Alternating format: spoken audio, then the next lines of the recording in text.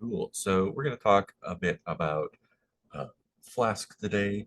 And uh, well, let's see. Before I say exactly what we're going to do, I'm curious to hear from you all where you're at, both with what you did in lecture yesterday and kind of where you're at with um, stuff in Canvas and the curriculum and all that. But anyone can jump in and kind of, it doesn't matter like if you're caught up or if you're behind. Great, especially if you're behind. I'd love to hear from you. So I just finished up with the SQL Alchemy, the Flash SQL Alchemy Lab 2. Hmm. So that has to do a lot with like building out your models and like using foreign keys and establishing relationships and then working your way to serialization. Hmm. And then I have not really gotten a lot into APIs or anything like that. So that's where I'm at.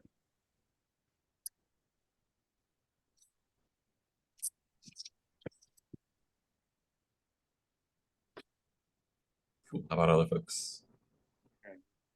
Oh, Uh, Go ahead, hi, Ken. Mark. Yeah, it's insane echo. Shit. I wanna-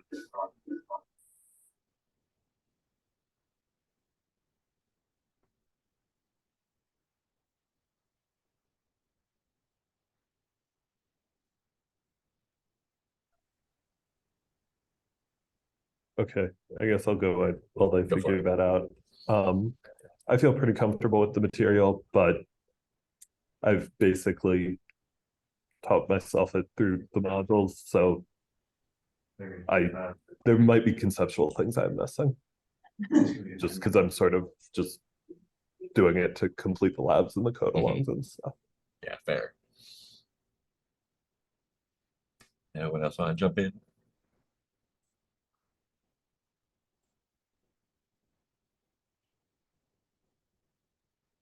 All right, let's try that again. Go for it. Yeah, I'm kind of behind on the material right Awesome. now. Still in the very beginning, kind of first module here. Cool, cool, cool. So I guess my question for you all is, what would be most useful for you where you're at right now? Would it be more useful to sort of go over some like more conceptual stuff about Flask or exactly what that does, um, how APIs work, um, how to implement models and whatnot, SQL Alchemy, how to hook those up to API, um, where uh, where can I do the most good for y'all? I guess is the question.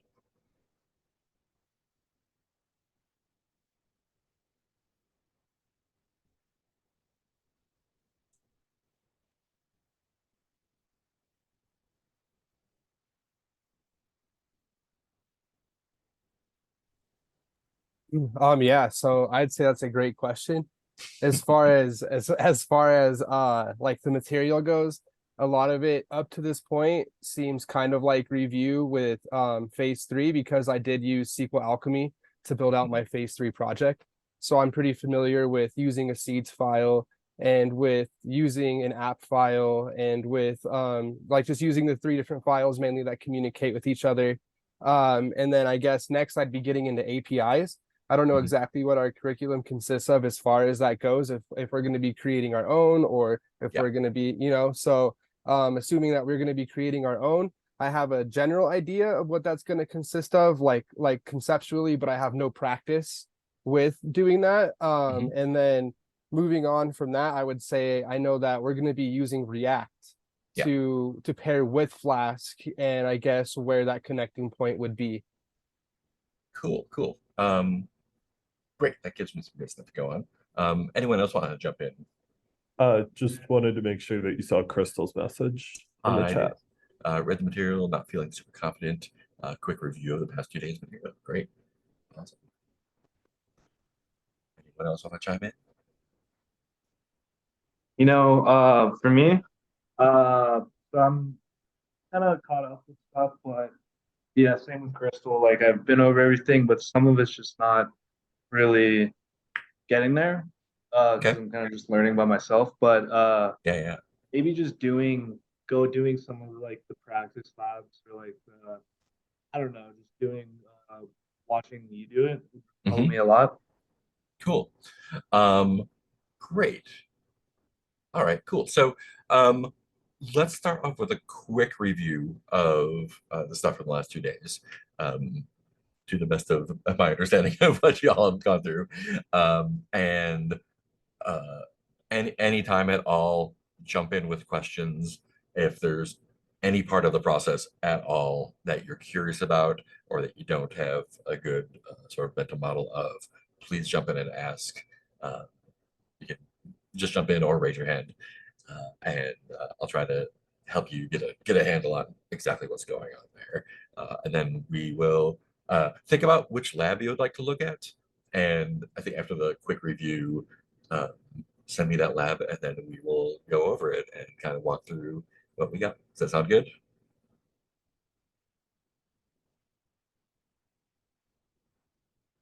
Sounds good. Great. Cool. Sounds good. So, sweet. I'm just going to go top to bottom, and I'll probably go a little bit faster at the top and slow down as we get more questions in. So, overall, what are we doing? We are looking at back-end stuff. Back-end meaning the far side of the API that we're building out, right? We got our front end and our back end. Our front end is the stuff we've been doing in 1 and 2. Back end is part of what we started working with. Well, not 3 so far. The back end is what the front end is talking to. In phases 1 and 2, that was JSON server. Maybe you're hitting some other APIs, and basically, again, I don't know if I've been all over the place the last couple of days. I don't know if I gave you this talk already, but API is basically this agreement that we have. So we define our API in the middle. That's our application protocol, the P part interface. And we say, cool, we are creating this agreement between the front end and the back end, whatever they happen to be, that when you make certain kinds of requests over HTTP to this API, certain things will happen and certain responses will be sent back. And that's true whether we're using React, Postman, a mobile app, and anything that's sending HTTP requests. And also from the other side, that's true whether we're using Flask and Python, whether we're using Ruby Rails, Node Express, Java, whatever. So the important part is we've defined what our requests and responses are going to look like. Everything else builds on top of that. And so in phases 1 and 2, we've worked with JavaScript and then a React front end, and we're making our requests to most of the time a JSON server database, which is taking our basic CRUD stuff and sending it back to us. You should all be super familiar with that at this point. So now we're actually going to be building out that functionality that JSON server was handling and then extending it, because now we can control a lot more. And the way we're going to be doing that is with Flask. I guess before I jump into Flask, any sort of overarching conceptual questions about like what an API is, how HTTP requests are sent back and forth, any of that, like how that works on a high level before I start jumping into details.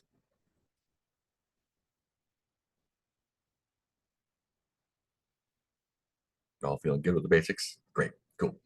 So Flask is what we're going to be using on the back end. The back end meaning the server that is responding to requests. Flask is a Python application, or Flask is a framework that we're going to be building. Okay, Flask is the framework that we're going to be building these web applications with. It's not a framework. It's a set of Python libraries we're going to be using to listen on our whatever port we decide for HTTP messages, doing stuff and responding. Hopefully I'm not frozen. Not sharing a screen, but I'm just talking and waving my hands right now. If you're only seeing a frozen screen, okay, cool. Sweet. So far back do I want to go? So we can, using Python, we can write a simple HTTP server using just plain Python. It's got some built-in modules that can listen to HTTP and respond to stuff. And Flask is built on top of those. So Flask, kind of like React wraps around vanilla JavaScript, Flask wraps around or builds on top of vanilla Python and makes a lot of those repetitive tasks that we would be doing by ourselves easier. Flask has a couple different ways of doing that. And we'll probably look at both in the long term. Basically, it gives us some ways to, so Flask by itself is the part that's handling the HTTP requests and responding to them. Flask can do that by itself without using a database or SQL or any of that. Flask can keep stuff in memory. It can work off of a text file. It can work off of a JSON file. It can use a database, anything you want. All Flask itself cares about is getting those requests and responding to them. And Flask gives us some ways to handle that easily. We can write our routes, and basically we're doing that by writing functions that have a decorator on them that say, when you get a request to this particular kind of route, so I'm doing a bookseller, I have a books route or a book route, dependent books route, and I can say anytime you do a get request to our books route, return an index of all the books. If you do a get request to books/ID, return the information for the book with that ID. If I do a post to books with some information in the body, I'll create a new book and so on. And again, Flask does that independently of whatever it's using to manage the data. And so that part we can write without SQL Alchemy if we want to. It's just more messing around. And so then we're going to add SQL Alchemy on top of that, or behind that, I guess. And so we're going to be making requests to Flask. Flask is going to get those requests, say, hey, I need to figure out how to grab the list of books. And so that's where we're going to be setting up our models. And the models are going to be describing the shape of our data, basically. And we're going to use those to talk to our database through SQL Alchemy. SQL Alchemy is an ORM, object relation model, I think.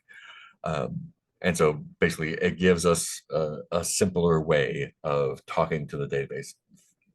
It gives us a more abstracted way of talking to the database without using raw SQL. So we can define some models. Here's our book, here's our customer, here's our order, and so on. Here's our author. And we can describe what those models look like in a specific way. We can use those models to generate database tables and populate them and make requests to them. Usual CRUD stuff, reading, writing, updating, deleting. And then there's the database in the back of that. I think we use SQLite most of the time here. I don't know if the new curriculum is using SQL or SQL. My words are leaving me. Postgres, but it should mostly not matter because we're just talking to SQL Alchemy, and that is abstracting a lot of the database stuff away for us. So we can plug different kinds of databases into the backend. So we've got lots of layers, and that is the full stack. Like we say, we've got our front end that talks to an API. The API has an application server that talks to probably an ORM that talks to a database, all up and down the stack. And it's using a bunch of different things to talk up and down the stack, right? We're using HTTP to talk from the front end to the back end.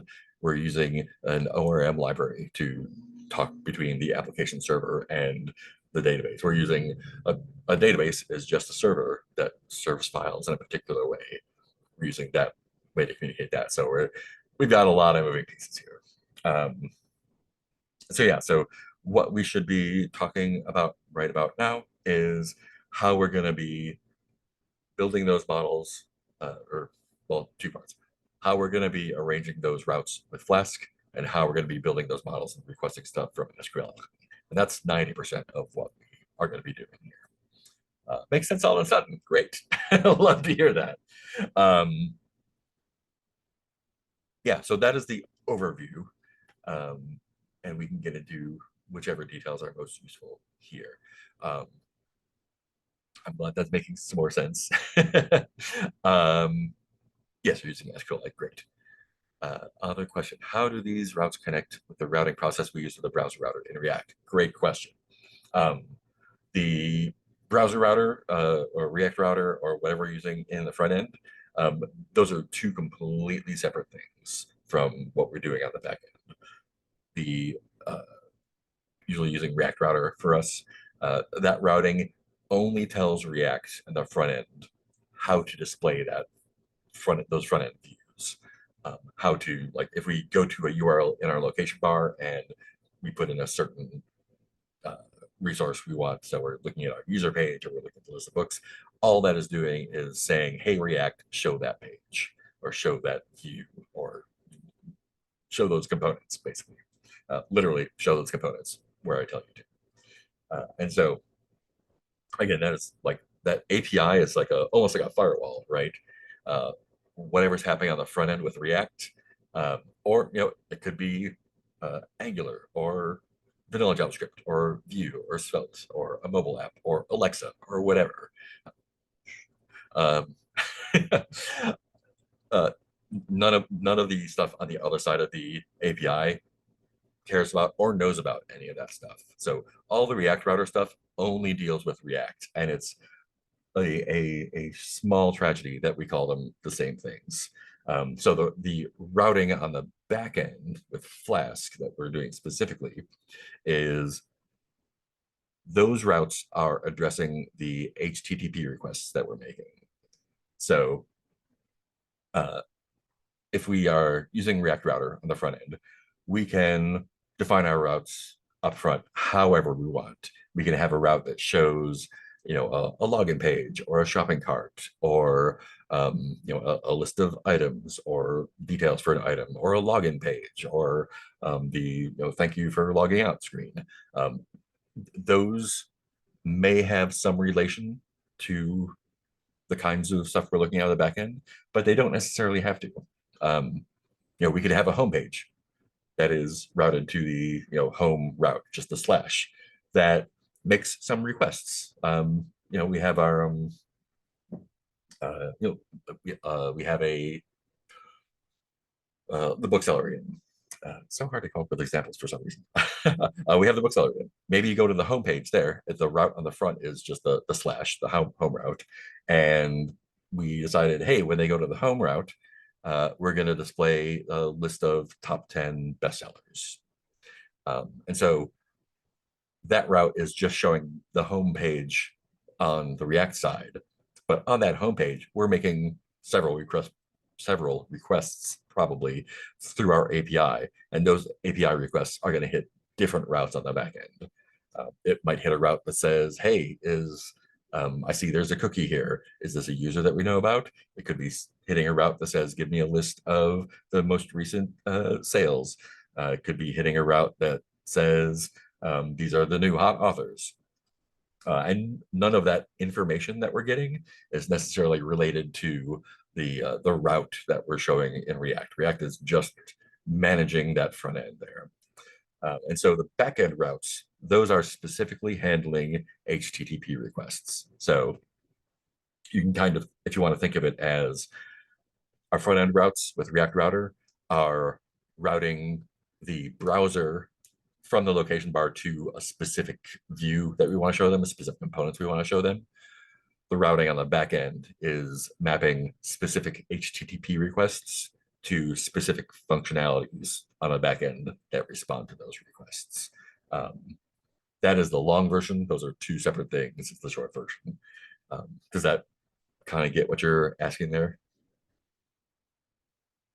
Yeah, definitely. That makes a lot more sense now that they would be communicating through the API. Yeah, yeah.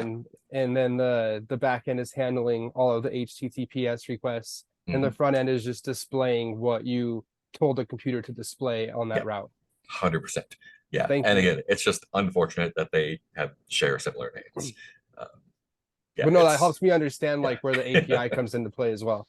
So thank Yeah. you very much. Yeah, and it's kind of difficult to think about sometimes when you're learning stuff in a bootcamp situation, because we focus on like, here is JavaScript and React, here is we used to do Rails, here is Python and Flask, and that is the way we're doing it. And it all kind of feels mushed together sometimes. But when you really kind of think about how completely separate these things are, uh, think about when you're building your back end,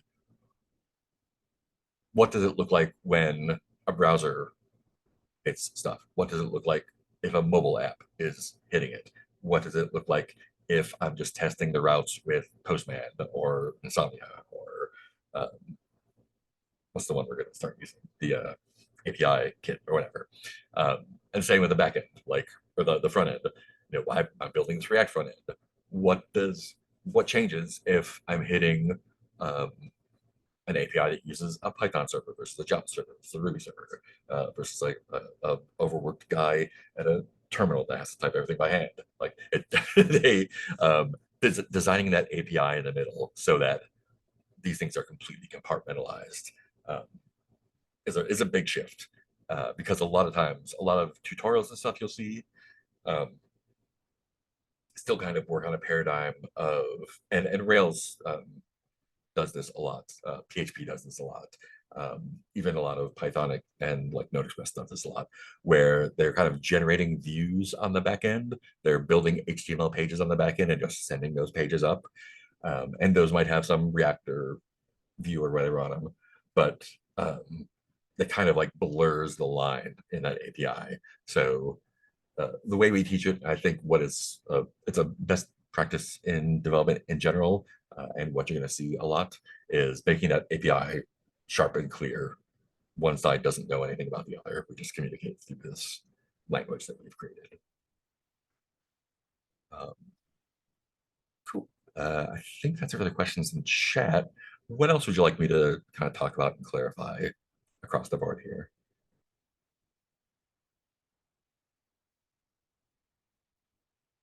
Or any part of that you'd like to dive into more?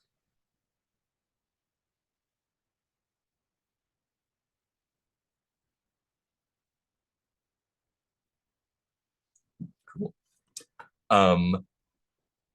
Sweet. So it sounds like you've done a little bit about uh, setting up a Flask application, doing a little bit of routing, um, uh, doing a little bit of SQL Alchemy with Flask, cooking that up, um, and doing some like models and migrations and seeds and stuff like that in SQL Alchemy. Does that all sound right? All sound familiar? Yes. Cool. Is there any part of those things that you would like to review? Um, yeah, anything, any part up to there, we can kind of dive into and look at. Because I feel like it's really important because this is unlike all the stuff we've done so far. So it feels like I'm a big fan of taking your time, going slow at the beginning, even though you get this fire hose of information in the first week, building this solid foundation instead of just rushing through stuff. Because especially with the way that like labs and tests and stuff are set up, as easy to just kind of like go through and get green check marks on everything and then not really understand it. It's really easy to do that, and that's not a failing of the student, I think. So I'm a big fan of kind of drilling down on stuff and making sure we understand that foundation stuff before building on top. So one major difference I noticed from when I was doing SQL Alchemy to Python with my phase 3 project is that we would define something called base, and then we would carry base through all of our classes that we would build out in our models. Mm, But then in Flask, we're using DB equals SQL alchemy, Yeah. and then establishing metadata as metadata, and then we're carrying that db.model down through all of our classes instead, and just like what the Mhm. difference is between those two. Yeah, interesting. Yeah, so basically we're using two different modules or libraries that share the same name, and they're built off the same thing, the SQL alchemy stuff. One is interfacing it with it directly, which is when you're building your base and all that stuff, passing that around, and that is when you're just uh, you know, we're not using Flask, we're just using Python, or maybe something else, and just hooking directly into that. You 100% totally can use it that way with Flask. Um, Again, Flask is just the application part that handles routing and calls functions as a result of that. And those functions can use SQL Alchemy the way that you use it in Phase 3. There is another library that you have clearly been using for Phase 4 here. That is the Flask SQL Alchemy. And that does a little bit more wrapping around it. So you're not passing around the base and all that stuff. It is kind of building it into more of a Flask flavored interface on that module. Um, and so that's where that difference comes from. But under the hood, it's exactly the same stuff. It's just a slight difference in syntax. Thank you. It's theoretically a little bit easier to use with Flask this way. It's 6 of one, half a dozen the other. Yeah, does that make sense? Yeah, that makes sense. Thank you. Awesome. Oh yeah, okay. So you did SQL Alchemy in Phase 3. Great. We are no longer doing SQL Alchemy in Phase 3. So cool. I think I'm caught up to where you're at. So so you have played with Flask a bit already. You have done a little bit of routing. You have hooked it into SQL Alchemy a little bit. And it sounds like the part we are at now is kind of building out an API with it. So I think this is where I'm going to throw it back to you one more time. And let's find a lab or an exercise that you'd like to walk through. Maybe one that you're having trouble with, maybe one that you're struggling with a little bit, or just conceptually trying to get your head around. And we can sort of talk through that and work through that a little bit. So if anyone would like to nominate one to get into, we can get into it.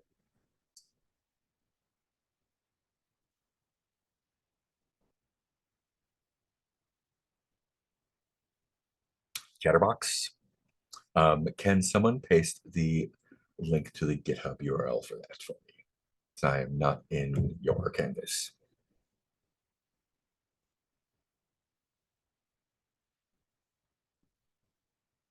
Oh yeah, I can't get into that page. If you hit the GitHub link in the upper right hand corner of that, I can hit that. I haven't been added to your canvas yet. Fantastic, thank you. Cool. So let me bring this over here. We'll kind of look at this together. So screen.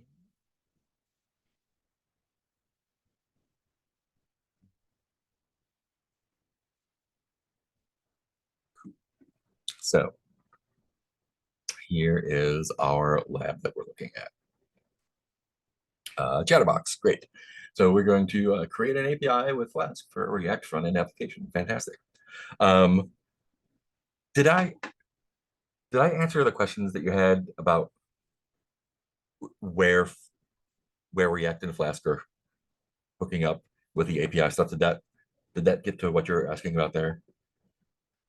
Yeah, I would say so. That I Okay. just conceptually understand that process more. I think a lot of Great. it's going to be too just working through the process. So Great, cool. Sweet. So we built out an API from CRUD. Great. So yeah, so one of the interesting things that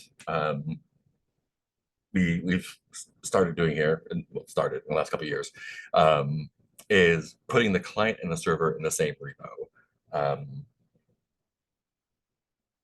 This is not how I do it when I make my own projects.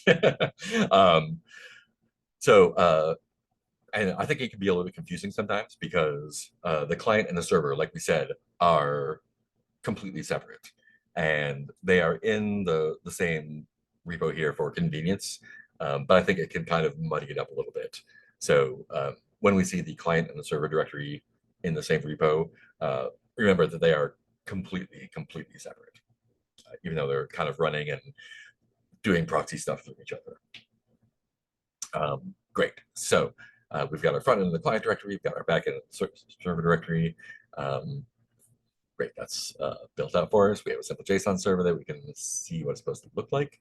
Why don't we just use JSON server? Yeah, because we're learning.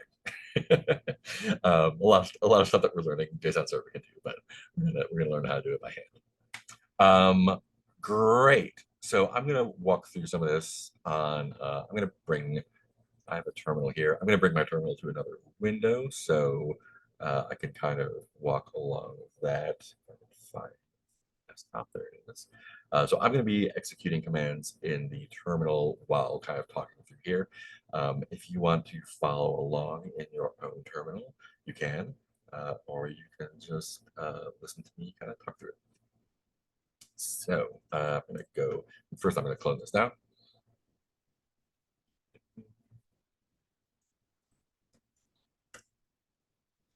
And hope that I have the right Python and everything installed. Cool. Great. So got that. So let's see. Great. Cool. So I'm just going to go into, I'm going to do what it says here. I'm not going to make you watch me do it. I'm going to go to the client directory. I'm going to npm install, and I'm going to npm start up my server.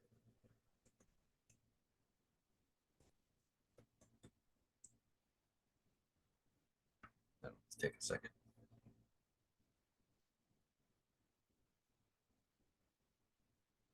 Oh, great. That's just that's starting up the JSON server. Okay. Have that open. I'm just going to run my client. Probably up here.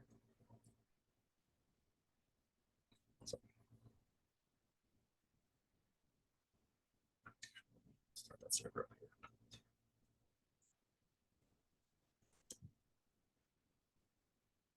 Cool. So if I reload this, that should. Awesome. And so this is with the JSON server. It's going to send stuff. Invalidate. Great. Cool. So this is kind of what it's supposed to look like. Great. So this is with the JSON server running in the background.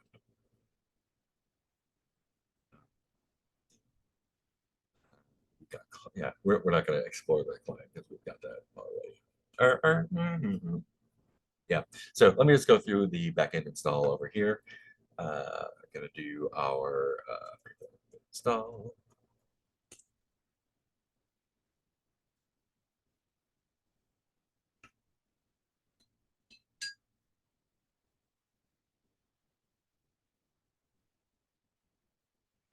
Takes a second. Great. Get that shell. Great.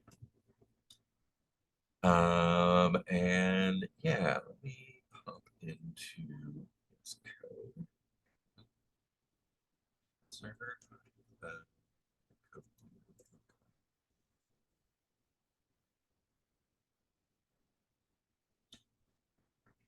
Hope so. Yeah, I did. Great. I'm gonna put in some code. There we are. Cool. So quick tour through the client.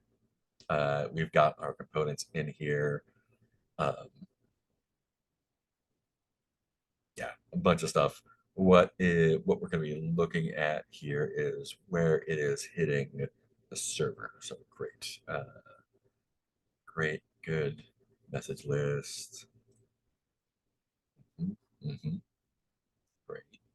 The app is probably making some requests there. Great, cool. So we've done this before. We know how React hits a backend. None of this should be surprising. So let's look at the surprising stuff. Let's see what we have here. So yeah. So a quick detour into cores. I don't know how much you've run into this already. You may have done a little bit. Basically, cores is a cross-origin R scripting resource scripting. I think it's a security thing that basically prevents people from injecting malicious stuff into your application. It is you can read more about cores itself. The most important thing about us is when we see this error message, which I guarantee you will see at some point, probably more than once. And basically it's saying, hey, if you are making a request to, this would be our server. If you're making a request to a server from a place that we don't realize, you can't do that. So what we are doing is hooking up make sure it is, where would it set up? Let's find out. Cores. The file is cores, cores. There we are, right in front of my eyes. Great. So we are importing Flask cores from the cores library, and we are calling it there. And we are basically just wrapping our application in this library that takes care of the security stuff for us. If you're curious about it, there is so much written about it. I don't want to go too deep into it. Basically, this is just saying we're going to work it out so that our app can hit our server, our front end can hit our server. Yeah, cool. That goes into all that. You can read that yourself. Different kinds of output. Yeah, great. Instructions. Cool. So here we go. Let's run our server from the server directory with. Actually, let me do this in VS Code instead of a terminal so y'all can see what I'm doing. Okay. Since we're shell there. So here's our little terminal in VS Code. That's the right place. I'm going to do a pip shell here.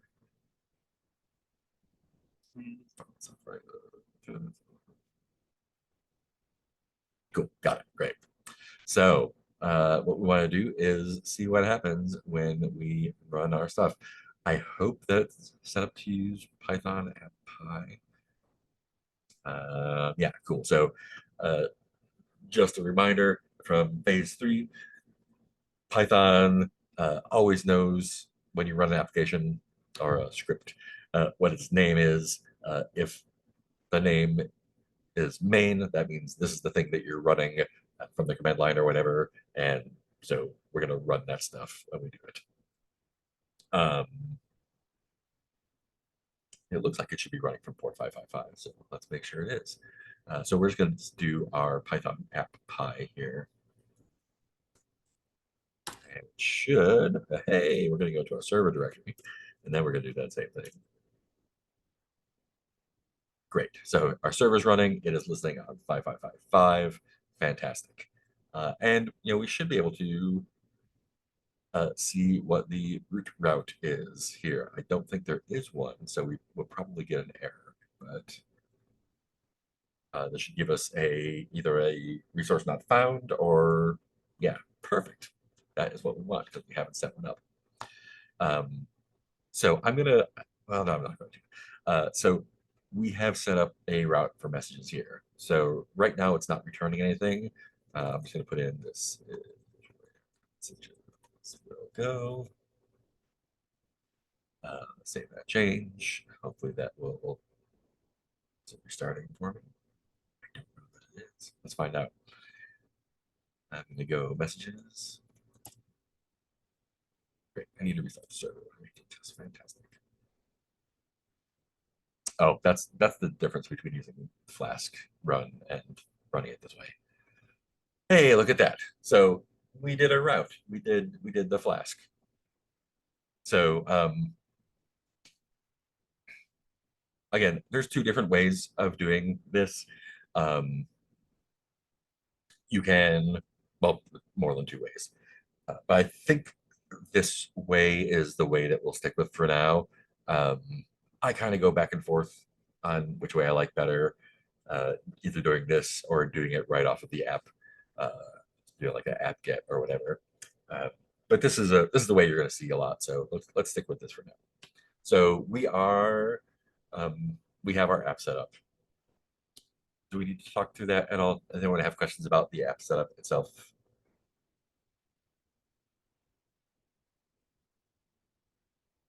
Sounds like no. Cool. So we've done a bunch of setup here, all good, great. So this is how we're making routes. We are using, so actually let me drill down to what some of this means, because I think it's easy. This is another part that's easy to kind of just like copy paste or use a template without really understanding what it is, and it'll still work, which is great. Rule one. But understanding is going to help with building on top of it and debugging and all that. So we're bringing in Flask. Flask is our, oh, look at that. There's a description of what it is right there. Flask is the library that is, like we said, grabbing our HTTP requests and doing stuff with it as we tell it to. We are creating a new app with the name. That is just a unique name that's going to come here. Right now it's main. So the app is called main. We don't care about that as long as it's unique in this. If for some reason you're making more than one app, we probably will never do that. So our app is an instance of the Flask object. And that Flask object has a bunch of stuff built onto it. Again, kind of like if you were ever curious about the React stuff, React is just built in JavaScript. It's all open source. You can see it in your node modules directory along with everything else. All the code is there. Same with Flask. You can find Flask on GitHub or wherever. You can look at the code. It's all just written in Python if you're ever curious about what it looks like, or you want to take away some of the magic, which I highly recommend. It is worth taking a look through. We don't need to do that. We can just look at the documentation. Great. So our app is our instance of the Flask app. We've done some configuration. And one of the things that the Flask object has that we have in app here. And again, we don't have to call it app. We can call it whatever we want. That's just a variable name. But we're calling it app out of conventions. One of the things that it has is a function on it called route. This is a decorator.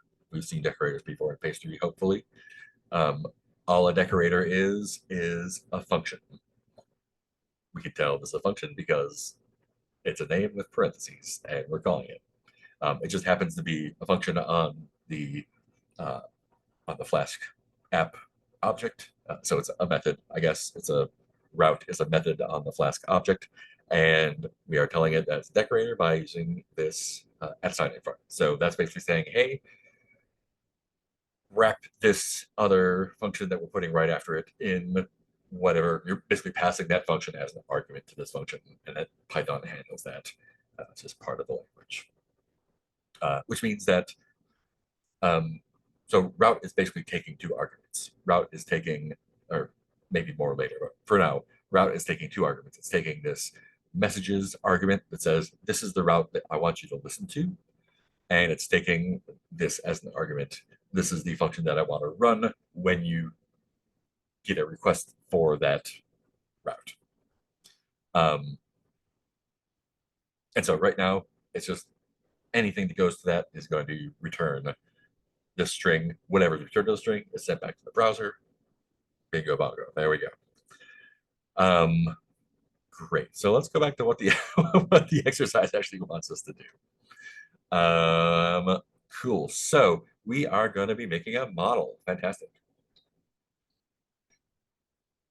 We are going to make a message model, and we're going to make the code for that. Boom, boom, boom. It has that.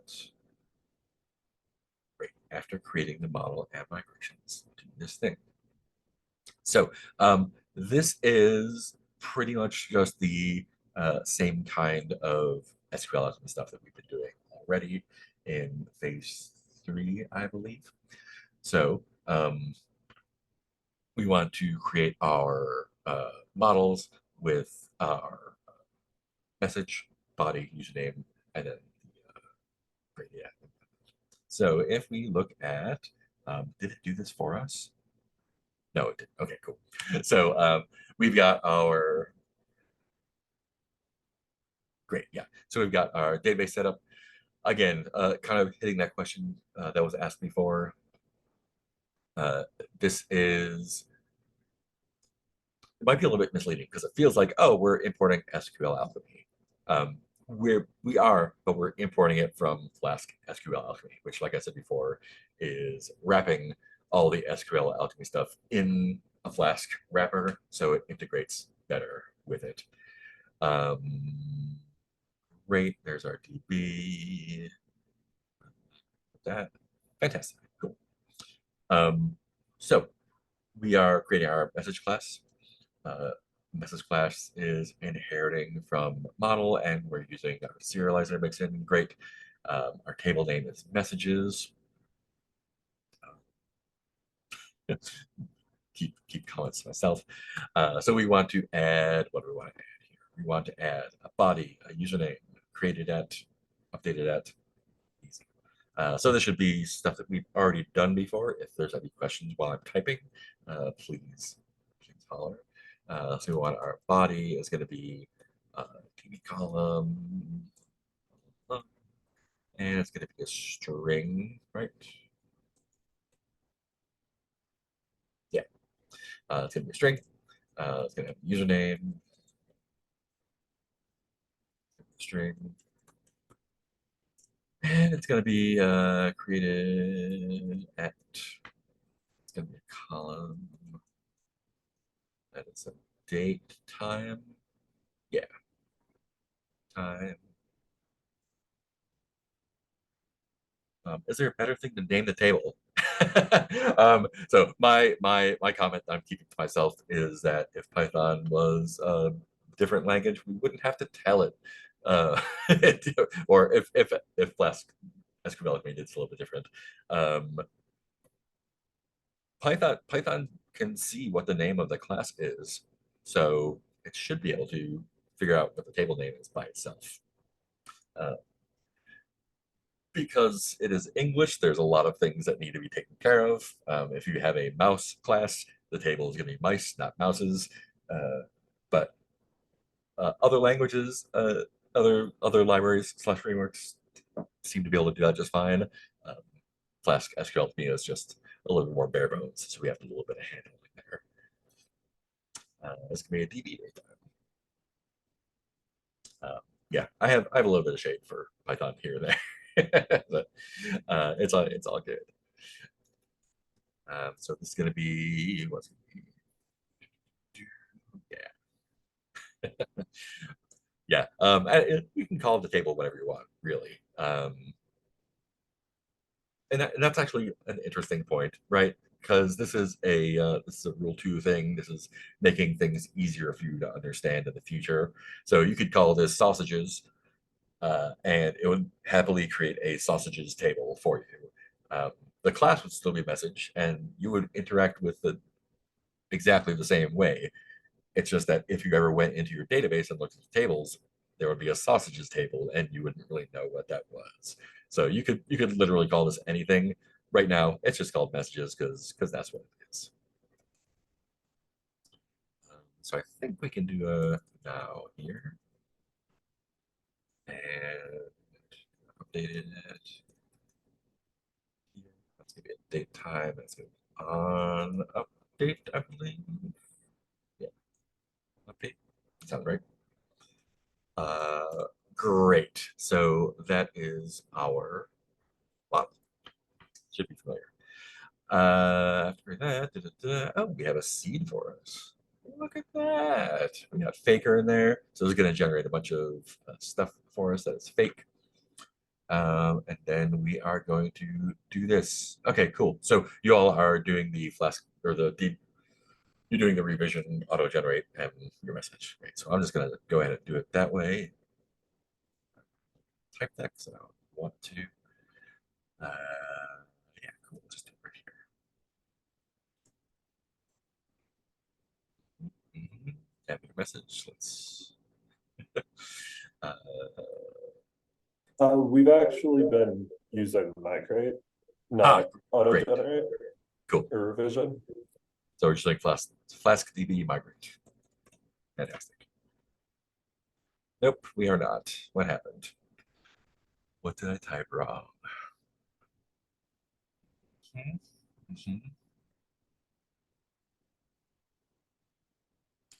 Is this lab not set up to do migrate, or did I do something wrong here?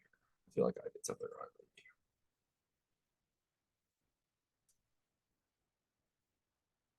Well, one way to find out. The other labs also instructed us to use migrate instead of this other command. So I Interesting. don't know if that has anything to do with it, but this is the first time I'm actually seeing this command in any of the instructions. Yeah. Let me see if this works or not. If it does. Oh, okay, good. So that's a problem that I had. I know what I didn't do. Anyone know what step I missed? If any. Wait, did I miss a step? I'm pretty sure I missed a step. And yeah, interesting. Did you did the add, like or trying to remember the name of the command. I think I need to do a Flask DB init first. Nope. Oh yeah. Nope, it's not doing that either. I feel like I just typed something wrong there. Com string, username is that. What is the actual error date? Oh, yep, look at that. Anyone see my typo?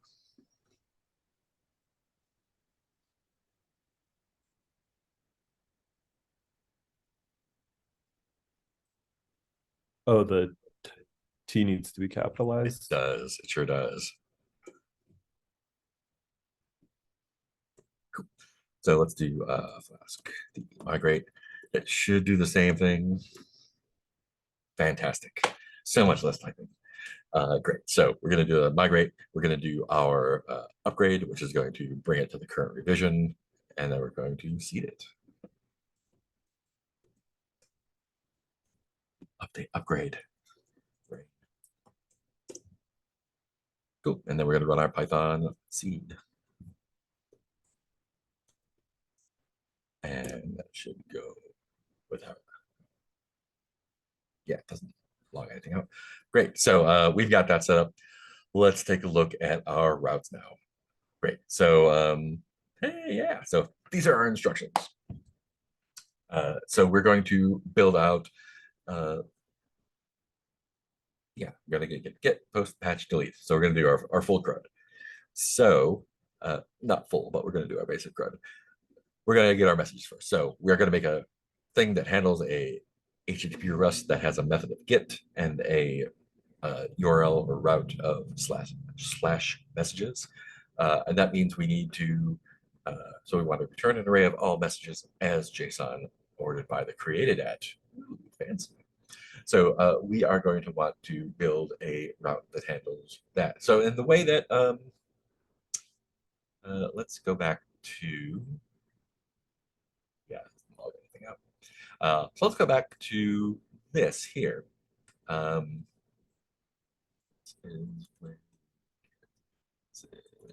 ID info. So here's a second route. It's asking for messages with an ID that's an integer, and it's going to write that. Oh no, for Python, we just put it in curlies, right? We don't need to do anything else. Is that Python or is that a different language? It's the problem with knowing more than one language.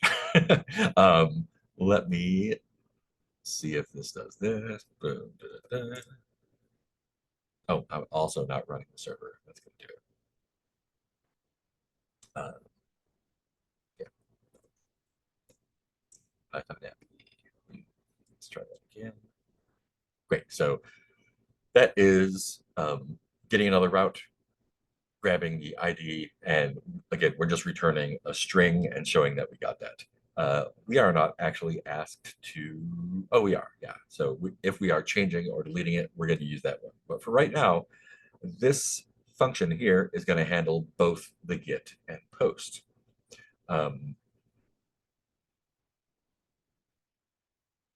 Yeah, and again, different ways to do this, even just with Flask, there are pluses and minuses for both.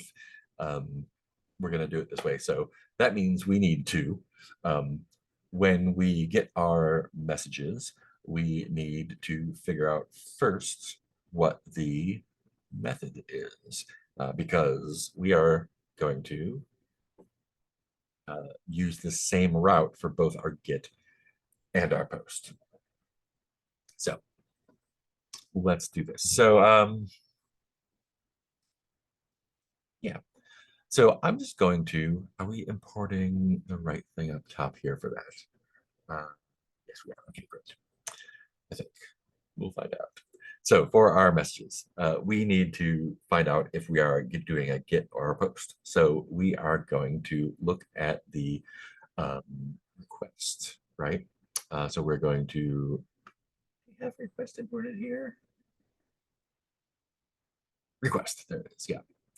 Cool, so we're importing this request object, and that gives us access to information about the request. The request is the HTTP request that's coming in that Flask is listening to. Flask, one of the things that Flask does for us, it looks at the header of the request and it pulls out all the information and gives it to us in a nice way. So we can just say, if request method equals get, it's going to be a get method. And else if elif, one of my least favorite things about Python. Elif request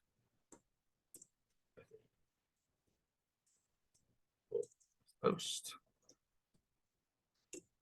or something else.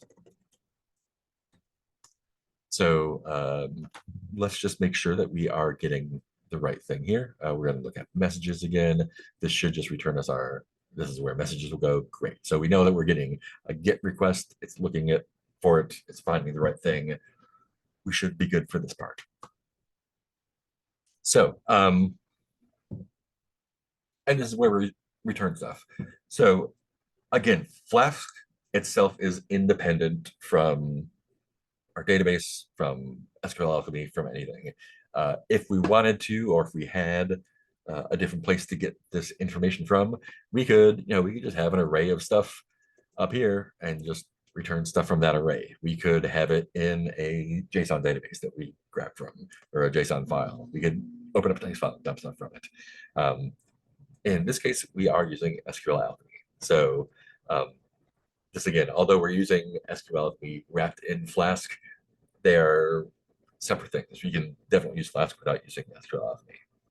We are going to use SQL Alchemy. How many times can I say SQL Alchemy? It's really hard to say. So first of all, we need to get the messages. We have our DB, our database here. And again, this is one of the differences between the way we did it in phase 3 and the way we're doing it now. We are saying, hey, we're grabbing our, where is it? We're grabbing our DB from our models. So our models here has our DB that we've created with SQL Alchemy. We're grabbing that DB. We do the migrate, great, when the server starts off. And we are, this line is attaching that to our app, or attaching our app to the database. So now we can actually use it for stuff. So if we want to return an array of all the messages as JSON, we are going to need to get all the messages. So we can just make a query on that. What we're trying to say, we can make a query on that model that we got from DB, And yeah, there we are. We imported message. So now we can just use message. So I'm going to say we are not using JavaScript, so I'm going to say var or let messages equals, and we're going to go off of our message model. Look at all the things we can get. I'm going to make a query, and I'm going to order that query by our created at is what it wanted. Created at, great. Order by created at, and all of those. If we didn't care about what order it was, we can just do a query all. That would get all our messages. And in a lot of cases, so not necessarily related to the lab, but a little slight digression. We could just return all of the messages and then sort them on the front end if we wanted to. Why would we want to sort it on the back end instead? Thoughts?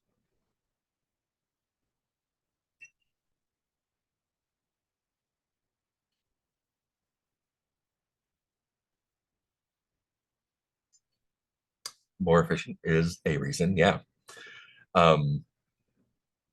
Yeah, so if we get, if we have 1,000 records and we send that over to our front end, it's going to take just slightly longer, imperceptibly longer, but still a little bit longer. Because when we make a request from the database is set up, it's written in C. So it is fast and it can do all that stuff. The tables are arranged in a certain way to index an array, index in a way that we can get that information very, very quickly, in order of magnitude faster than JavaScript can sort it, which is still very fast and you would not notice. That's why I like make it efficient is rule 3 after everything else. So that is technically a reason for sure. The real reason is that's what we said the API is going to do. Remember, we made that agreement here, or we had the agreement made for us in this case. And so if someone made a request and said, cool, make that request and give me the first one, they would expect to get the oldest one. So yeah, this is just honoring our protocol that we've agreed on. But it is slightly more efficient, and that is the reason that will be given most often. And I think the agreement is the most important part. So one of the four agreements, is that it? Yeah. The respect your API. That sounds like a good blog post. 4 agreements for API design. Great. So in theory, we have a list of all of our message objects, and these are our message model objects, right? These aren't just like plain old Python objects, which means that we can get a response. So let's make a response. So we can make a response by saying, actually, we can just return the response. I'm going to make the response separately and then return it just to kind of walk through it more. But we're going to make a response here. Yeah. Get ahead of yourself. And we're going to return that response. Actually, you know what? Let's do it this way. Oh, so good. I'm going to return the response down here. That way, response in both. So we're going to make a response. How do we do that? Make response. Where does that come from? Comes from the Flask. Cool.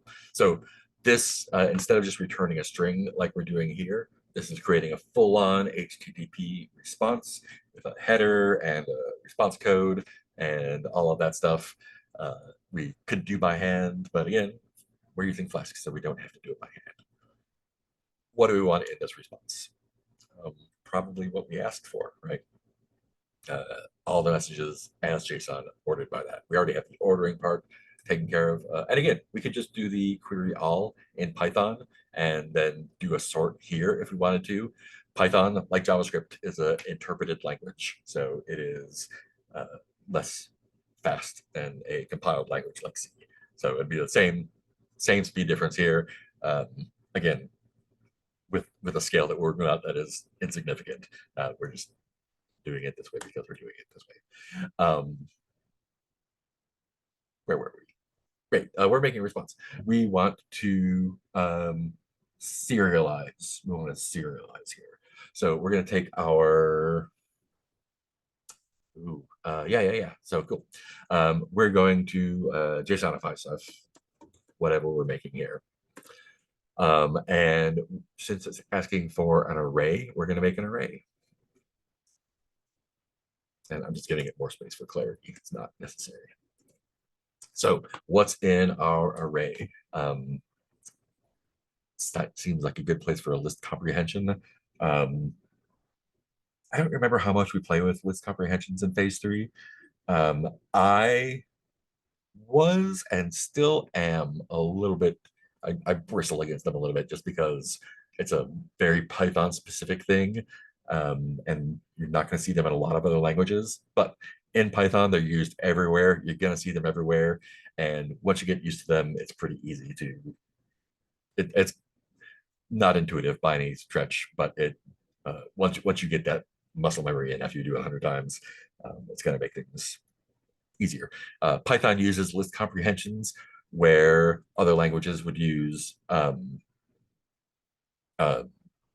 functions or methods like map or sort, or map or what's the Swiss Army chainsaw one? My favorite one. What's my favorite function in JavaScript? Oh, my brain just lost it. Map, sort, filter, and the other one. Wow, what happened to my brain? Anyway, Python uses list comprehensions instead of that. Let's see. How would messages function know what request method is passed in? Fantastic question. So my brain is still spinning on the other thing. So we are importing this request object from Flask. What this does is when we create an app with Flask, when we create a Flask object and start it up, Flask is listening for our requests. When it gets a request, it takes that. So an HTTP request is just a string. It's just plain text. What it does, it parses that text into an object and puts the different parts of it into that object. One of the things that it parses is the method. So that request object that we're importing here, and it is a little bit unintuitive the way that it's just imported and then we just use it in a context. What it does, anytime we get a request, it's going to put all the information in the context of that request, and then we can pull it from there. So although it looks like we're importing an object from Flask, which we are, this is a special sort of context dependent object that knows stuff about our request. Does that answer what you're asking about the which method is passed in? Yeah, I mean, I guess I just didn't understand how, without passing it as a parameter. Yeah. Um, Yeah, you can kind of think of it as like if you use global variables in phase 1 to hold stuff in JavaScript. Basically, it's kind of like a global variable that hangs out in the scope of this application. And when you make a request, Flask behind the scenes assigns all the stuff about the request to that global variable, and then you can just use it here. would it automatically trigger the messages function, or? So it doesn't automatically trigger the messages, any of that stuff here. Well, if we tell it to. Basically, when we say app route messages, this is a method that basically adds this route messages to a list of things to match against. And when Flask gets a request, it's gonna, one of the things that's gonna break out of that request is the path, the URL. and it basically just goes through that list and until it finds a match. So if we're looking at messages, it's going to match that one. Then it runs this function. And since the request already has all the information built into it in this kind of global-ish variable, we can just use it almost as if it was. So if it was more explicit, we would have a request is an empty object up here somewhere, and then when we make the if we were handling this ourselves, somewhere in here it would be like, oh, parse the request, or we'll do it in more Python. Request equals whatever we get, parse, and so that's going to take all the stuff from the request that we got and put it into that object, and then we can use that object. But in Flask, all that happens behind the scenes. As long as we import that object, we can use it. I think it's touched on in the curriculum under context in Python. But yeah, it is a little unintuitive for sure. Just know that if you import it, Flask will put all the information about your request in it. Does that help? Yes, yes. Awesome. Cool. Reduce was the other function, my favorite function in JavaScript. So Python uses these list comprehensions for a lot of stuff that other languages would do other things with. In this case, we're going to, so to kind of put it in context, this is where in JavaScript, I would do something like messages map, and then have that turn the message objects into JSON, and then or other thing objects, and then JSON by that. This is why I say that JavaScript is a more object-oriented language than Python, because Python's map looks like map and then the thing you want to map and then the function. It's completely inside out, and that's because it was written by a Dutch guy. But we have list comprehensions instead, which makes it a little bit more palatable. So we're going to take our messages, and we're going to say for each for message and messages, for each message in that message, we want to create, we want to say message, and we're talking about this message here. We're going to create a dict out of it. And that's the serializing that we are getting with, wait for it, serializer mixin. So serializer mixin is the thing that adds that toDict to our message class and instances of that class. So it's our message model is inheriting from DB model, but the serializer mixin is also after the fact adding in some bonus functions, one of which is toDict. So here's our full list comprehension. We're saying for each message in messages, turn it into a dict. And again, like in JavaScript or another language, you would say like messages map message goes to dict. And of course, you use a different. So these are basically equivalent. In Python, it looks like map. I don't remember exactly. Oh, well, look at that. Mix. So we would do map messages and then do a lambda that does the other thing. It's gross. Use a list comprehension. It'll hurt your brain less. So basically, this is doing a map from each messages to an object, and we're JSONifying that. So we're turning that into a big JSON list. We are returning that response, and does it work? Is the question. Do we have to restart our server?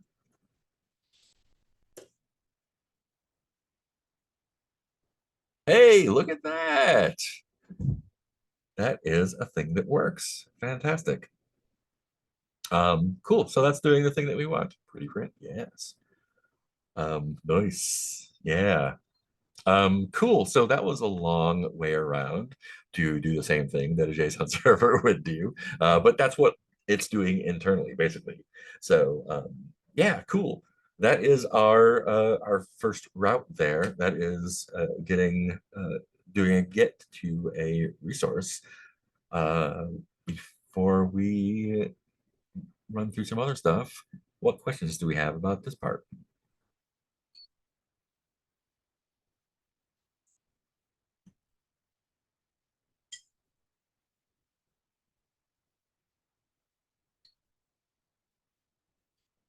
Sounds like none. Great. Cool. I'm gonna turn up the speed a little bit on these other ones because they're all doing very similar things. So let me just tighten that up a little bit. Great. So, and we should theoretically be able to test this with our React app, which I believe is still running. Is it? Is it? Is it hitting the right URL? Great question. Is it hitting that? I don't know. Is it getting errors in the console? Oh, so many. Failed to fetch. It's proxy thing. Proxy thing. I think we might need to restart the that. This is why I hate messing with proxies. Oh, there's an extra layer of stuff to debug.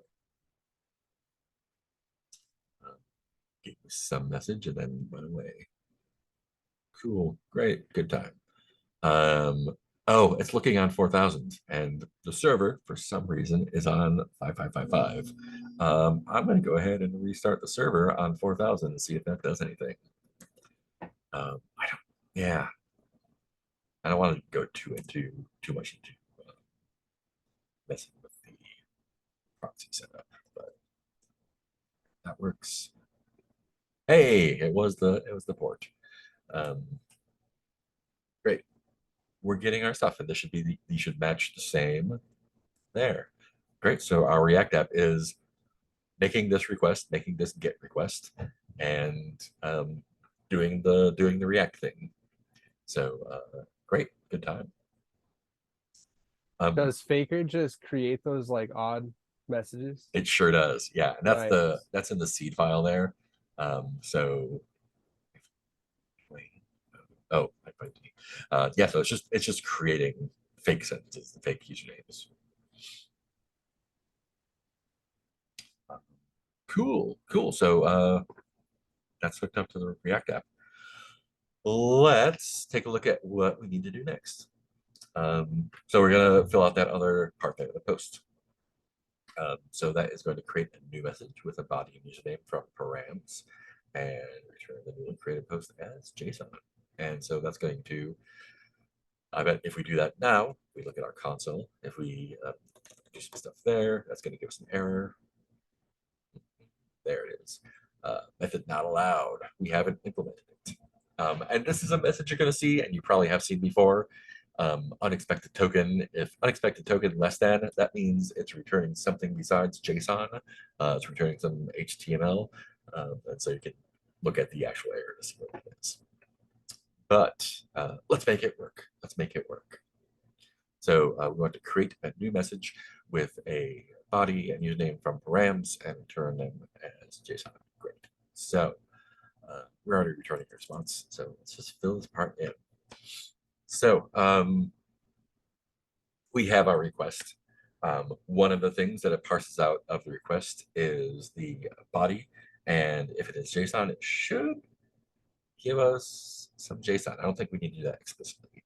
So let's just call our data equals request dot can I get JSON? I can. Look at that. If I did get data instead, it would just give us the text of the body, and then we would have to parse it ourselves. Get JSON parses it for us. So let's use that instead. Great. So now we need to create a new message. And since we are going through SQL Alchemy, our ORM, and we have that message model available to us here, right there, we can use that to create a new message.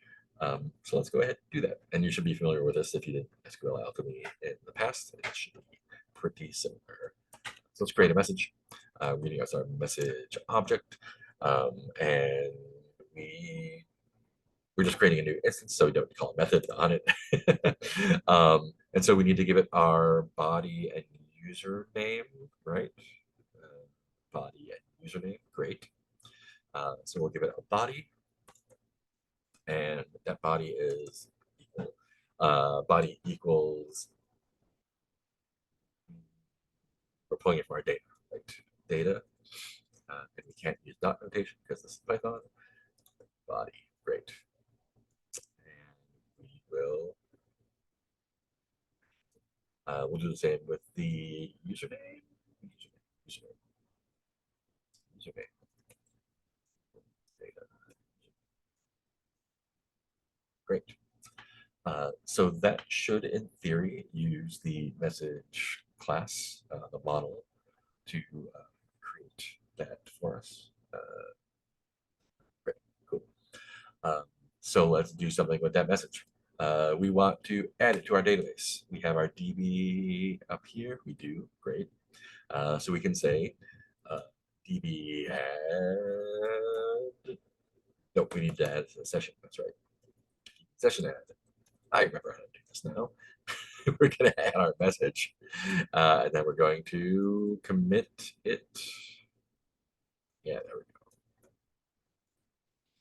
Commit. And so that should edit the session, commit the session, which should enter it into our database. Now we just need to do the last part here. We're going to return the newly created post JSON. Super easy. We're already returning our response down here, so we're just going to do our response equals, we're going to make a response, and we are going to JSONify that, and we're going to predict, just like we're doing above. So same thing we're doing up here. And does it say explicitly? So by default, it returns a 200 HTTP code. For created, that is a 201. So we want to explicitly give it a 201 code because we've created a new resource. It'll give us a 200 by default. So we can say 201 there. Great. I feel like that's going to work. Do we have PyTest in this one? Ooh, that would make things so much easier. Got PyTest in here? Hey, look at that. We sure do. Does anything pass? We do. Look at that. It doesn't create a new message in the database, though. Oh no, what did we do wrong? Well, let's find out. I wonder if that's looking for. Are the tests looking for? No, that's right. Yeah, that's right. Cool. Let's check out our React app and see. Oh, I probably need to restart. That's what I need to do.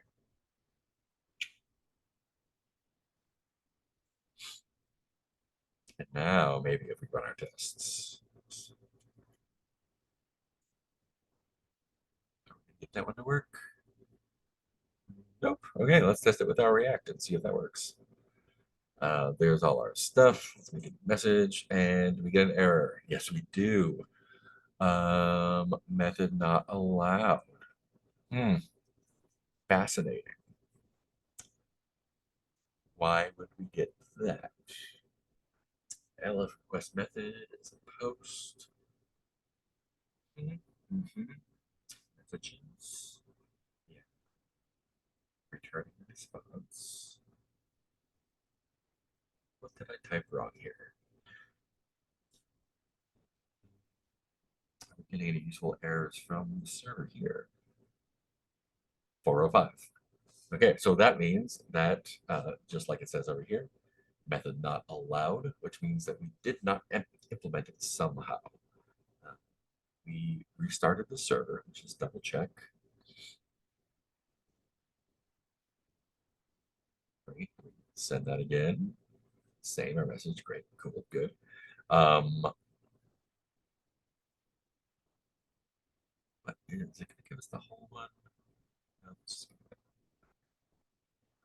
I would like to see that whole error message. It's probably just giving us that 405. Great. So 405 means that it's not allowed. App route get messages methods. Yes, thank you. Yes, that's what I forgot. I need to tell it what things that it can accept. Picky, picky, picky. Get host. This is another thing I complain about is that if I have those here, it should be able to pick those up, but this is how it works, and we have to meet it where it is. So let's restart our server. Mm-hmm. Let me give the actual thing. Methods. After an hour, I just get punchy. It's never have to. Great, cool. Let's run our test and see if that passes. I bet it does now. Hey, all right. Return things. It's not getting that. Interesting. Well, let's see if it works over here. Woohoo! Look at that. Can't that to lowercase. What is this? It's exciting. Mm-hmm.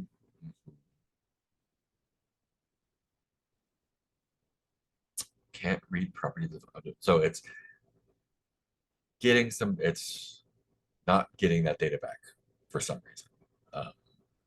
So not even looking at the code, I'm pretty sure that it is grabbing the response and trying to format it to display it.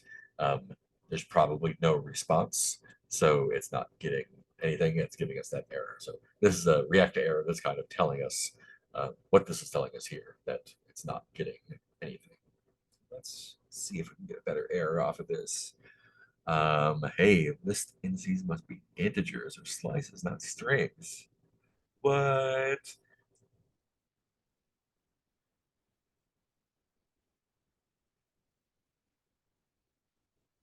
Interesting. Okay. Hmm. All right, cool. So let's take a look at what we're doing again. List indices must be. That's really interesting. Wow. Okay. Debugging time. Walk through what we have. Make response message to dict 201. Oh, you know what? I know what I'm doing here. That doesn't need to be in there. That needs to be over here. Because JSONify doesn't care what the response is. The make response does. All right, cool. Let's restart that. I'm going to run that test again, but I bet it works now.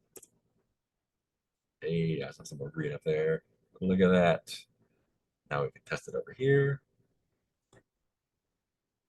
Boom. Yeah, Dwayne, get it. Cool. Oh boy. Yeah, so that was a little bit fast debugging. Debugging, I think, is more important than programming because you're always going to make errors. I've been doing this for a very long time, and look what I just did. That was not on purpose to show you. That was a genuine error. So, yeah. So, how did I find that error? So here's the thing. You're going to come up against errors like that. I don't think the errors that I got really were that helpful. The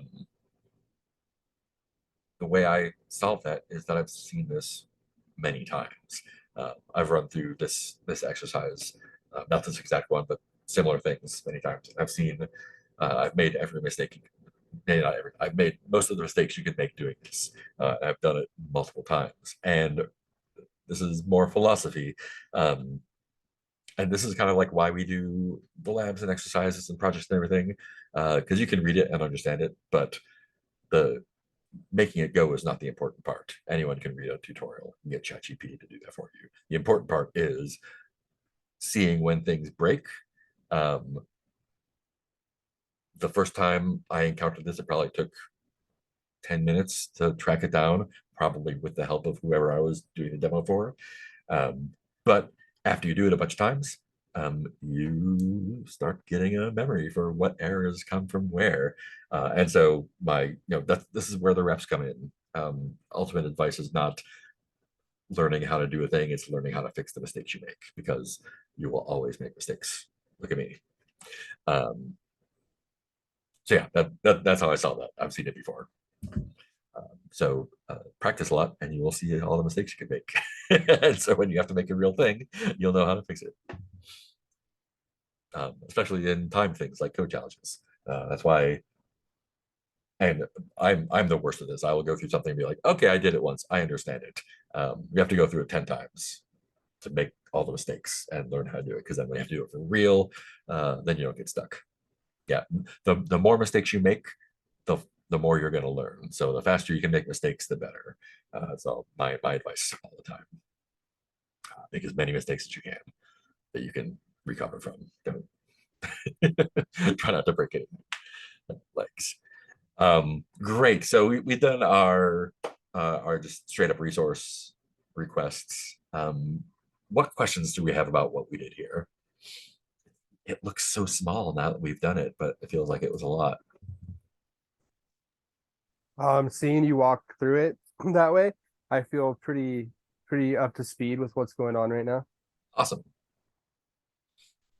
Anyone else have questions? Cool. So yeah, if you have questions, please, even in stuff that we've done before, please speak up if you want. Let's go on to the next part. We're like 20-ish minutes out. Cool, and we'll accelerate a little bit more. So patches and deletes, these are going to look very similar. It's just going to be on a different route. So we're going to attach these, and I'm going to, at the very start, I'm going to make sure we have this part here, because I don't want to figure it out at the end. So we're going to be doing a patch, and we're going to be doing a delete. Oh, I actually do have one quick question about Yeah, the go for post it. method. Yeah. So you put the body equals data, and then in the bracket notation you put body in quotes, and same for username. Would there be another way to do that without bringing that data into it and just calling body or username, or is attaching it to that data variable that you created there necessary? So let me see if I understand what you're asking. So the data variable here is basically turning the body of the request that we got, the HTTP request, into JSON, which is Okay. going to be an object or a dict in Python. And so basically we're saying from that object, get the value of the body key, from that object, get the body of the username key. Okay, and hence the bracket notation. Yeah, exactly. Yeah. Okay, thank you very much. Yeah, of course. Cool. So let's get this going here. I'm gonna fill out a little bit of the skeleton stuff, because we've kind of done a little bit up top here. So we're going to say if our request method equals, and do our patch first, patch, 11 fingers. Let's do this patch. There we go. We'll do some stuff. elif request method equals delete, and do some other stuff. At the end of it all, we're going to return our response. So we're going to response equals something.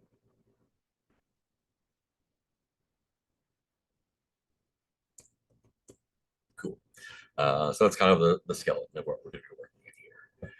And now we just need to do the things. So I'm going to be using the same record, right? So let's first thing up top, let's get the message we're going to be working on. So we're going to do a message. We're going to get that from our message model again. We're going to do a query.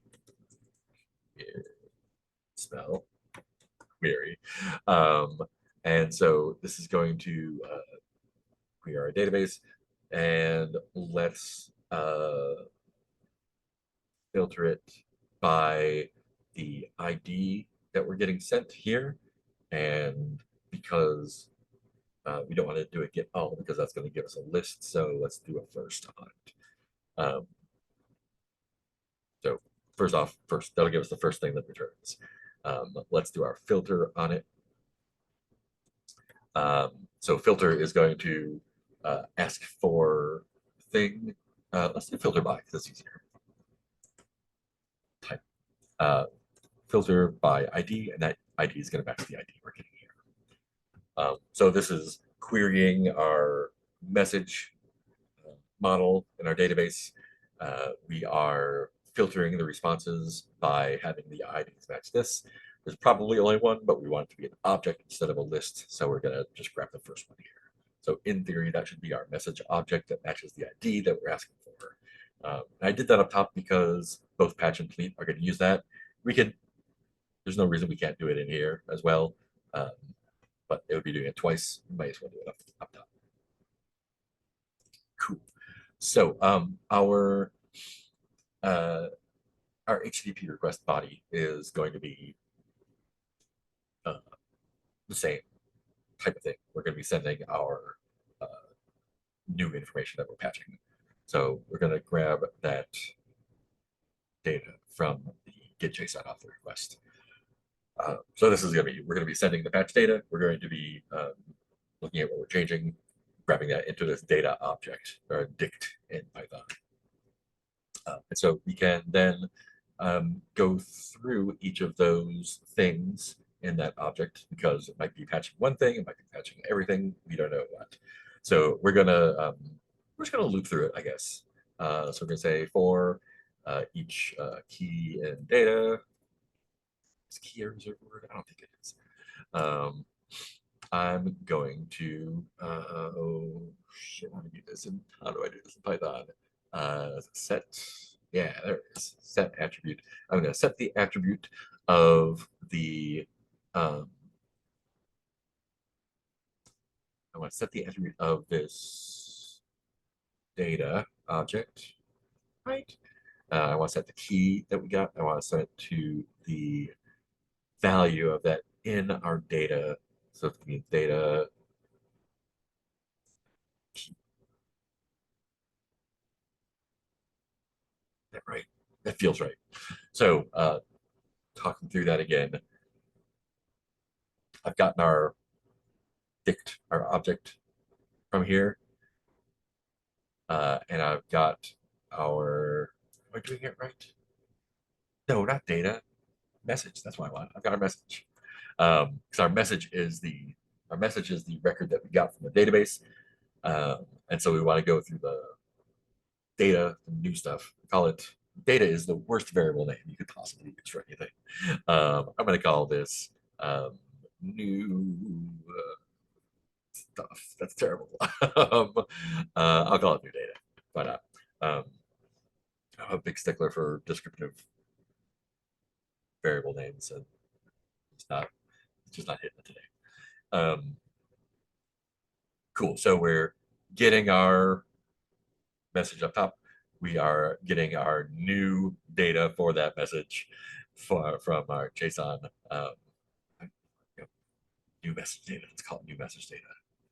Gotta get it right. New message data, so we know exactly what it is.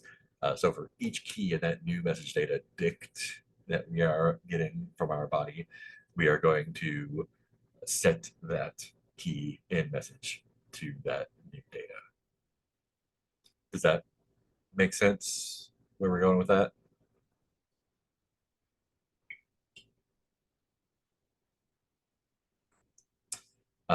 So now that we've got that, now we can start doing the database part.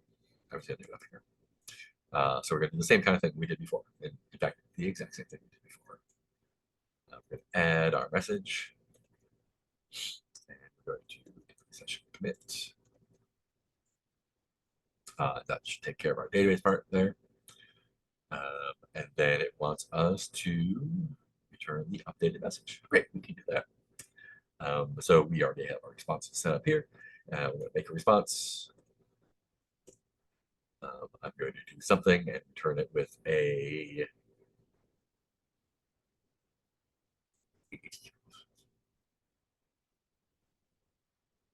oh, I think the tests are looking for.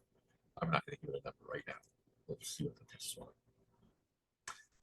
Response is going to be make response with our message serialized turned into JSON. So message to date, and that's going to all need to get JSON.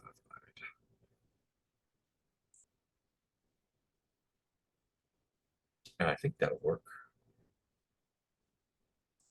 High test. Am I lying?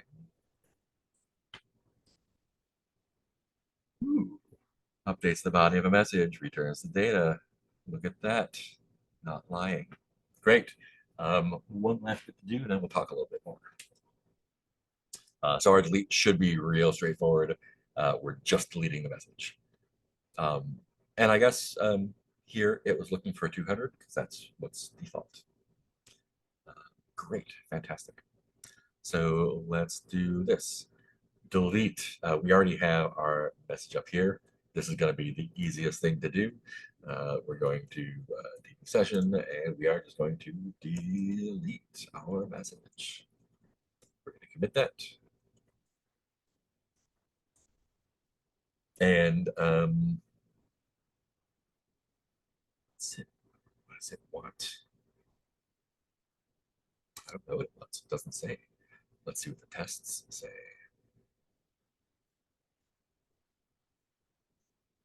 What does the test want? No, the test doesn't care. Great. We did it. No response needed. Fantastic. Yeah, that was easy. Look at that. 2 lines. Who would have known? Cool. So that is a full CRUD on a resource. Or mostly full CRUD. But if I was doing full CRUD, I would probably have a get for an individual resource, but it did not ask for that, so I'm not going to do it. Fantastic. Great. And test works. I don't know if there's a way to test the deletion and stuff from here, so we will call that done and done. So we did it. We did it under time even. Look at that. Cool. So that is a full CRUD there. Now it's time for asking questions. What parts of this would you like to talk about more, if any? For the delete method, if you were to build out a response, Yep. What would that look like? That's a great question. Would you still have to JSONify anything for a delete? Yeah, so if you wanted to create a response that was like, it's always going to be a JSON thing, but we might want to say like, message is going to be, hey, we deleted a thing, or we could say, hey, we deleted, deleted. Okay. What is it? Message ID. So that's going to create a little object that says, hey, we deleted a message with this ID. I don't think the tests are looking for that. I don't know for sure. Find out if they complain about it. They don't. Great. Yeah. So that's fine. You can do that for your own satisfaction. Yeah, and that's a really interesting. It's not that interesting. It is an interesting thing because our API doesn't specify that, right? So our thing here doesn't say return this or return nothing. It just says deletes it from the database. What it returns is up to us, and the tests reflect that. And so if I was doing this for a job, I would maliciously comply and do nothing because it doesn't ask for anything. I Fair bet enough. the I bet once that was implemented, it would probably come back and say, "Oh, hey, we want a message that says this," um, and then implement that. You could proactively implement something, but chances are you would have to go back and change it later. Thank you. Yeah. Yeah, malicious compliance is fantastic. Highly recommend. Yeah. And that's Wait. so. This is an exercise I used to do in a different boot camp where where we actually taught testing, where we would have a specification for I don't know, like a little math library or something, and one person would write tests, and the other person would break those tests by writing maliciously compliant code. So we have a test that says, okay, we're going to add two numbers, and we want the result to be the sum of those numbers. And you might write a test that says, okay, cool, test 2 + 3 = 5. And then the person who is maliciously complying would write a function that just returned 5, no matter what you put in, which passes the test. And so that the person writing the test would have to go back and say, okay, cool, I need to change it. And then the person writing code would make it just comply with the tests. So that's an interesting exercise, both in like API design or any kind of design and writing tests. And if you're feeling sassy, you can pass a lot of tests in our labs by just returning the answer it looks for without doing any work. I don't recommend that, but yeah, if you wind up in a position where you are writing tests, test for every case and ask someone to try to break it or try to break it yourself, because if you're putting stuff on the internet, it's gonna break by accident, and people are gonna try and break it intentionally. So break it yourself first.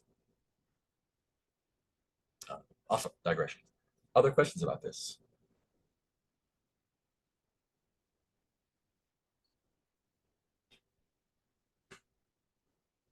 Are we feeling pretty good overall? Hey, Mark, Yeah. can you hear me? Yes, I can. So in a couple labs before this one, there's this they like in the solution code they had like response headers, and they had content type like application JSON. Is that useful at all, or is that really cool? Yeah. So, are you talking about in the client side or? It was like in the app routing. It was in the function at the end. It was like right before you return the response, you would define the response headers. Was that using Flask? Yeah. Interesting. Because Yeah. this JSONify function should do that for you. Oh, okay. Yeah.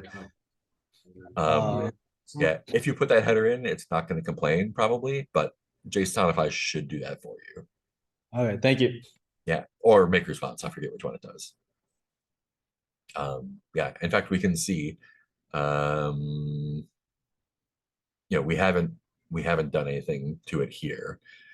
If we go back and look at our history clean, who knows?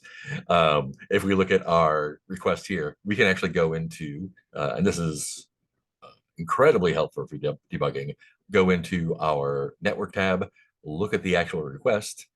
We can see what the headers are.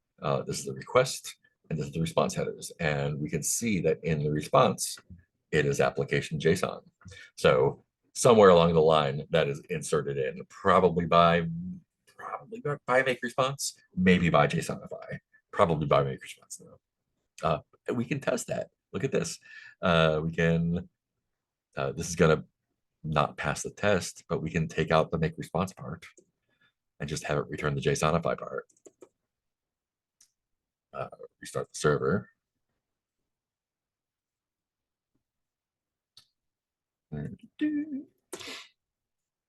Great, and we can make that request again, clear out that request, and we can see if JSONifies it. Yeah, look, same response header. So JSONify is the thing that's doing that. Great question though. Yeah. Do we need JSONify and TODICT? So we definitely need JSONify because it is asking for JSON responses. Otherwise, it's going to send back a Python object, and we are going to get some kind of error back. And we can test that here. Oh, am I lying? I just lied to you. Don't believe me. Yeah, look at that. Great. Maybe we don't. Look at that. Wow, maybe Flask takes care of that for you. Maybe you only need make response if you're adding a different response code. Look at that. Definitely do need to dict though, because if we just respond, let's see if I'm lying again. That would be great. This is why we do the science. Hey, there's an error. Great. And we can look at the network request and see it's a 500 error and down. If it's a 500 error, 400 errors are the client fucked up, 500 errors are the server fucked up. So since that's us, we can see what that error is. Object of type message is not JSON serializable. So what I infer from that is that when it returns the response, it does some automatic serialization. So we definitely at least need to turn it into an object because it doesn't know how to serialize SQL alchemy object. Great questions. Yeah, good time. So this maybe will go again if we reset the server. But great. Yeah, learn how to use the network tab if you haven't already. It's incredibly useful for debugging. Awesome. We've got a couple minutes left. Any more questions?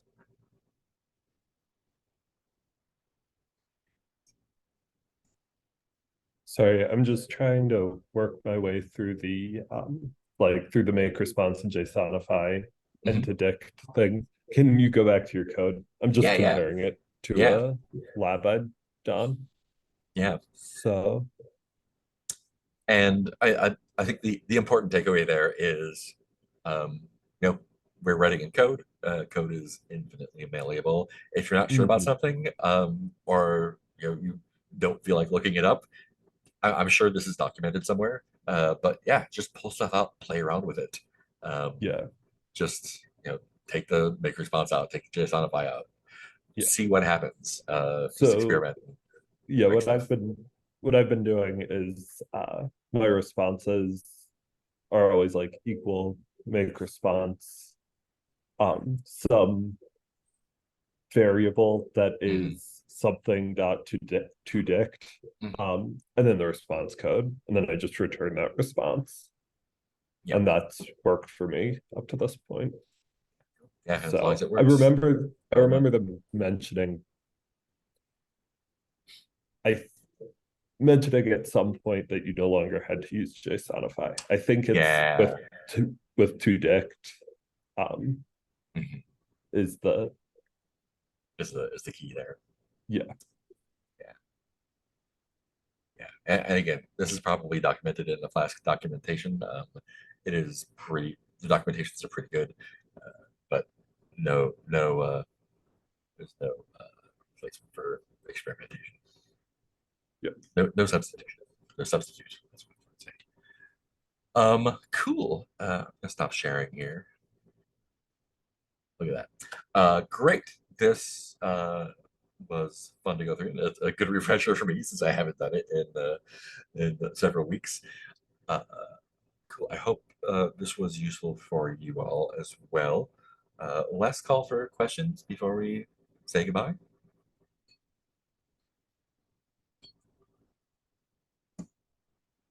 Going once. All right. Thanks for hanging out. I will post this video in the channel once it gets uploaded. And if you need anything else, give me a holler. I'll be around. Thank you. We'll catch you later on.